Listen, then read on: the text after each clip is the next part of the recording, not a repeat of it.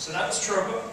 We have two great examples there of how you can use the AT&T Speech API in your various platforms to interact with your mobile applications or your platform integrations. And now we're going to have Michael come back up, and he's going to talk a little bit about what's going to happen the rest of the day. And then we're going to go into what's called speech labs, and he's going to give a little bit more Q&A first. Yeah, we can do Q&A first. Jay, if you'll come back up. Sure. So we're going to actually do a Q&A first. How many chunks can you send at a time before you need to close them for? So currently, in my testing, I've seen that you can actually keep alive the full length of time that it requires for the voicemail, which is 4 minutes, which ends up being somewhere around 30 to 40 chunks, I believe. And if you need to do a longer recording, do you need to split the recording up? Yeah, so I've actually been working on, for my application, my Notion, we actually have a specific thing that requires that exact functionality. And I'm building a Flash application that splits it and does it in multiple ways. Is there a way to provide input as far as giving feedback on the quality of the transcription? You mean like a per utterance feedback or something? Right, like if you get a voicemail transcribed and you want your user to rate it like Google Voice does. Yeah, that's a great idea. No, at this stage, the API doesn't do that. Feedback is really important because that is what improves the recognition system. So we'll keep that in mind. Hi. Is there a way to improve the system by limiting the vocabulary in your application? For example, my application only uses limited set of vocabulary. That is it. So we actually did that for the Sphero demo, and I believe that's in an alpha stage. Yeah, I believe that's in our roadmap to allow custom grammars like that. So that should be in the future. Jonathan from Ruby with me. Do you support like the video capturing with your API? No, we just accept the audio input this time. So we would have to convert it to audio ourselves.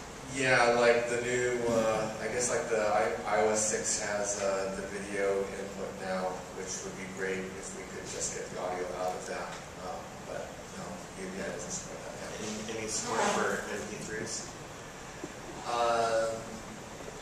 Not at this time. I can't remember if it's on our roadmap. Hi. Are there any plans to implement sentiment recognition to be able to tell when someone's yelling or?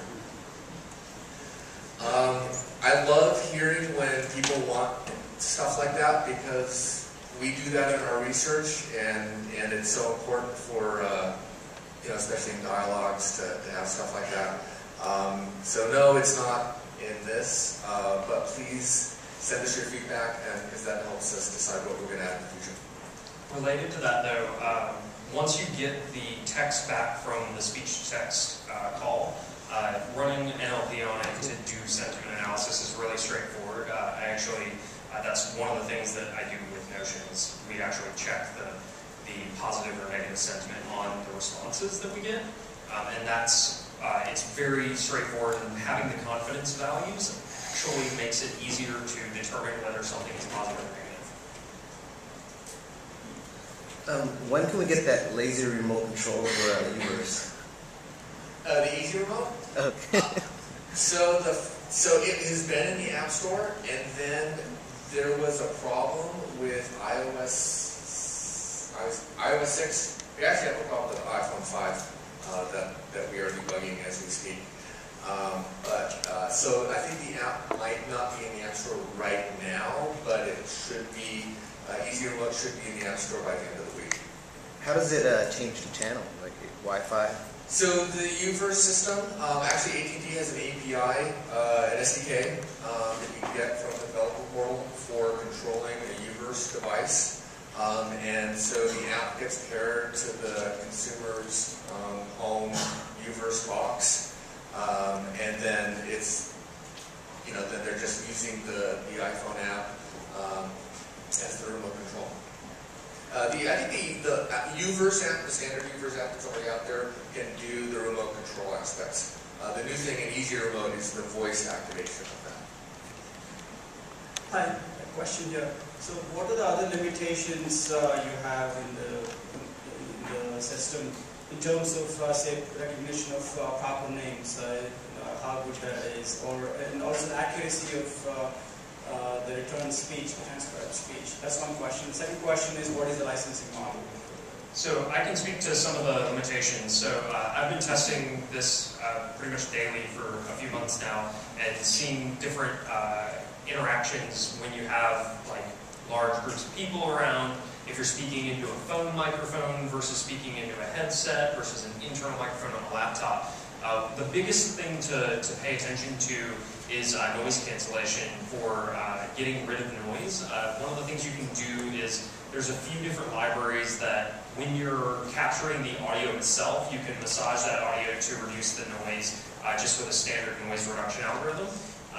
And so that's manipulation of the wave format itself that helps you actually get better transcription. The other thing that we've noticed, and I mentioned this earlier with the Sphero demo, is that in very crowded areas, if you're using like a headset or an internal microphone on your computer, turning the sensitivity down is a very valuable thing for users to do on the microphone because it reduces the background noise without the application having to do that itself. And we know that, vocabularies like people's names are really hard in speech recognition, and so we are planning, as I mentioned in our roadmap, we are hoping to add features to the API that will make it easier for developers to customize that behavior.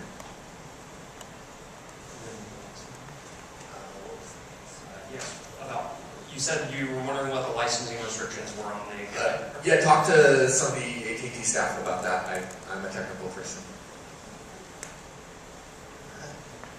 Who's next? Ask a question about the architecture of your APIs. I read from your website that you use the REST side, right? So you have added a server. So may I ask, what's the server in your architecture? Is the base station itself, or you use like another, just a pure server to serve the API calls? So different application models are going to use different ways. If you're using the SDKs on the mobile devices, you don't actually need a server backend to process it. That just happens within the client. And you can actually do all of the calls in the client actually. So if we wanted to, in the example that I gave earlier, you don't actually have to save that file to disk. That was just for convenience, so people could analyze that file manually if they wanted to. You could take that directly from Flash, throw it to an AJAX call, and go straight to the API if you wanted to, and have it be an entirely client-side API. Otherwise, what I'm using for my own application is I've just got a Ubuntu server that's once it gets the audio file sent to it, it just pushes it on to AT&T. Do you have any plans to support wideband audio? We are working on that.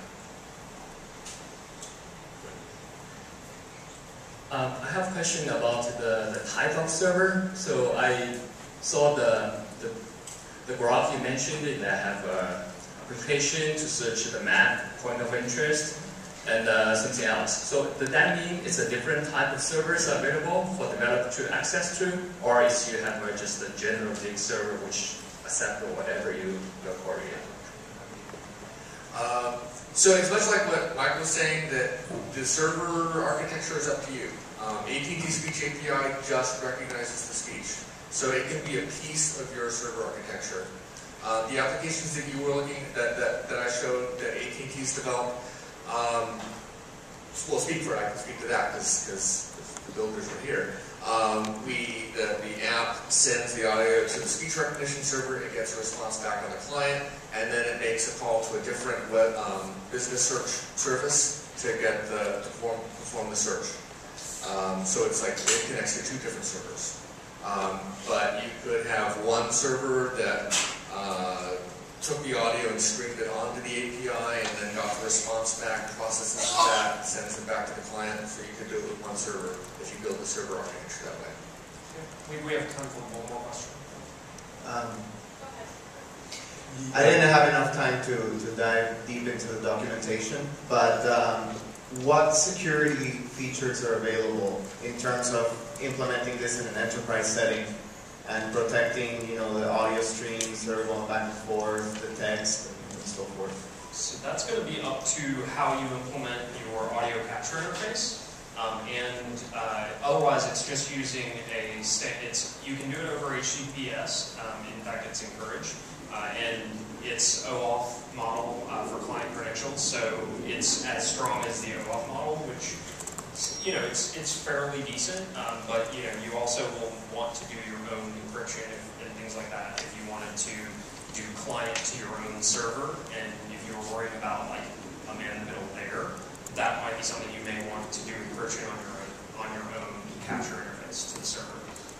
Otherwise, I don't believe there's any special security implementation on the API. Hi, with AT&T Developer Program. So if you go to developer.att.com under the API platform, you'll see a fair amount of documentation and a bunch of other examples that show other server-side implementations for reference purposes in a wide variety of languages that use the REST API, so you might look around there also. And there's people on the floor here that can provide some guidance. The people with the green lanyards are the speech guys, so if you are looking for information on that, they have that. Yeah, and as mentioned, there's a variety of different, there's PHP, there's Ruby, there's Java, and then there's obviously the Node.js implementation that's available, in addition to the Android and iOS SDKs. And there's also a Sencha Touch HTML5 application available as well.